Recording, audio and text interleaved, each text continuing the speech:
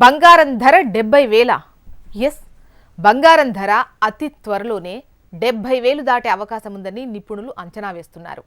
అయితే బంగారం ధర ఈ రేంజ్లో పెరగడం వెనుక కారణం ఏంటని అటు వాణిజ్య నిపుణులు అదేవిధంగా సాధారణ పసిడి ప్రియులు ఆందోళన వ్యక్తం చేస్తున్నారు.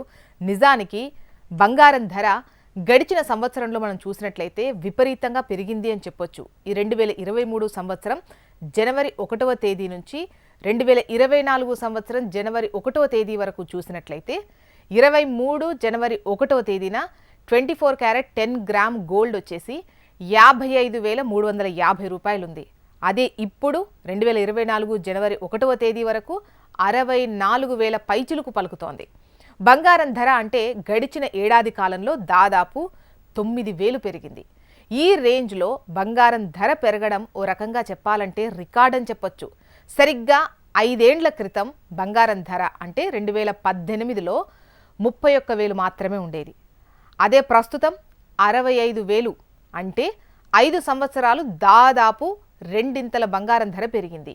ఈ రేంజ్లో మరే ఇతర వస్తువులు కూడా పెరగలేదు అని చెప్పొచ్చు. మీరు పెట్టిన పెట్టుబడి రెండింతలు అయినందుకు ఓ రకంగా పండగే అనొచ్చు. కాకపోతే కొత్తగా బంగారంలో పెట్టుబడి పెట్టాలి అనుకునే వారికి మాత్రం ఇది బ్యాడ్ న్యూస్ అనిపిస్తుంది.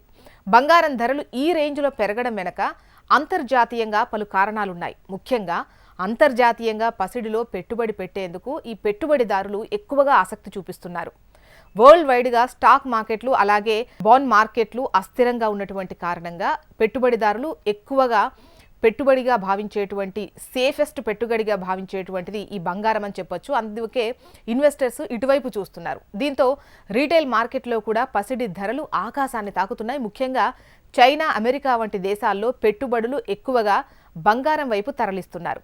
ప్రధానంగా చైనాలో నెలకొన్నటువంటి ఆర్థిక మాంద్యం నేపథ్యంలో పెట్టుబడిదారులు ఒక సేఫెస్ట్ ఇన్వెస్ట్మెంట్గా బంగారాన్ని భావిస్తున్నారు. ఈ నేపథ్యంలో పసిడి ధరలు ఆకాశాన్ని తాకుతున్నాయి.